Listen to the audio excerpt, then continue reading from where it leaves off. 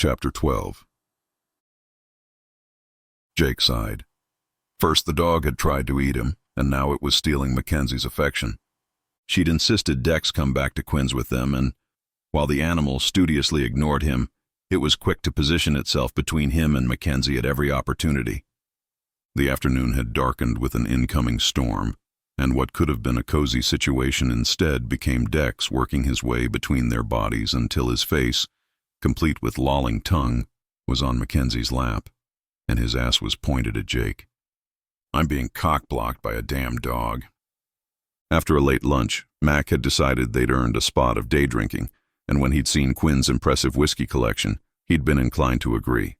Not knowing what was happening in the safe zone was bugging him more than he'd like to admit, and he was hoping the alcohol would take the edge off. "What's up?" Mackenzie asked, rubbing Dex's ears. "You've gone quiet." "Just thinking." "About?" "It's maddening that we're so close to home, but we're not there. It's like we're in a vacuum out here. We have no idea what's happening in Sanford, or out in the rest of the state, in the rest of the country." Jake took a long swallow of the whiskey. It had shaken him more than he cared to admit when he'd learned the military had bombed O'Hare. How was it that, in the space of a day, the situation went from presidential assurances the virus wasn't a big deal to American citizens being killed by their own government? And why had the roads been so empty? After the frenzy to leave Chicago, Jake had assumed the deluge of people would be clogging every main road. But aside from the crowds they'd witnessed at Essex Memorial, people had been few and far between. Were they quarantining themselves in their homes? Or were they dead? "It kind of feels like we're suspended in time here," Mackenzie said. "Everything happened so fast, and now we're just sitting here." "It's hard not knowing, and not doing anything."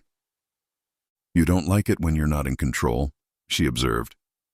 "That's not it. I don't have to be in control all the time. I'm not saying it's a bad thing. It's just who you are. You're confident and you take charge. You make me feel safe." Mackenzie stared into her almost empty glass. The rush of warmth Jake experienced had nothing to do with the whiskey, and everything to do with her words. The fact she felt safe with him was everything. He wanted to beat on his chest in satisfaction.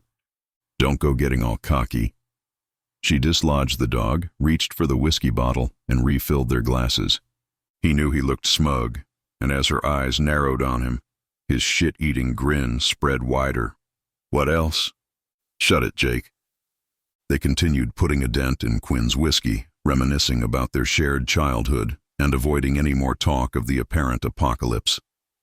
The dog, curled on the floor at Mackenzie's feet, opened one eye when Mac took 2 attempts to place her glass on the coffee table, and Jake was suddenly aware that she was more than a little tipsy.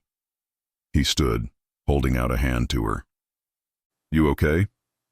She tipped her face up to look at him, her nose crinkling adorably. "I'm fine." "Well, I'm glad you're fine, but I'm actually not. I'm not fine at all." "Want to know why I'm not fine, Jake?" Pulling her to her feet, he pushed a curl behind her ear. "Why are you not fine, babe?" "Because that right there. You call me babe and you look at me and you make me want things."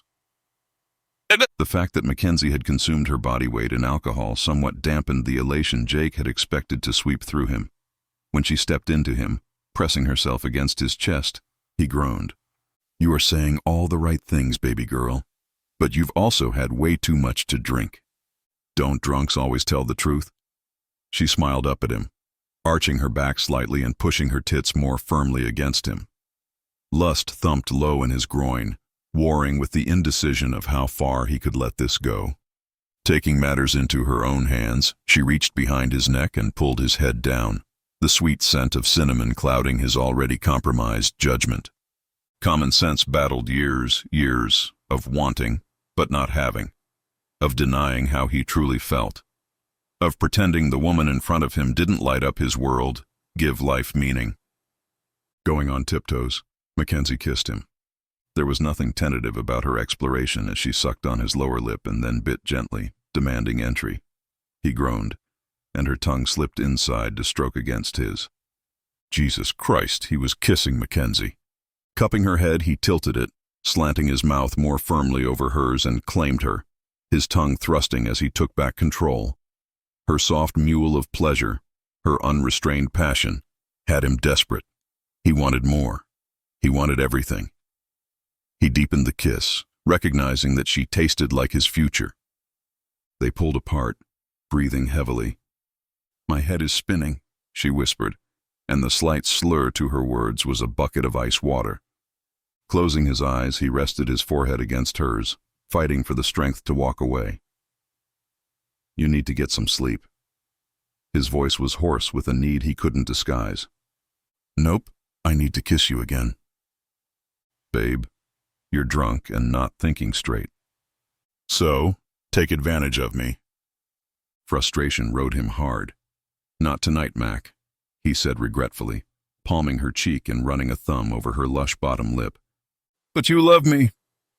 Her petulance was adorable and fast weakening his resolve. "Jake, will you love me when we run out of deodorant and I smell?" "Yes, babe." "Will you love me when we run out of toothpaste?" "Yes, babe. Will you love me?" "Mac, I will love you forever no matter what.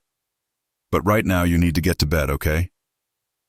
"You're no fun sometimes, you know that?" Smiling, he pushed her upstairs.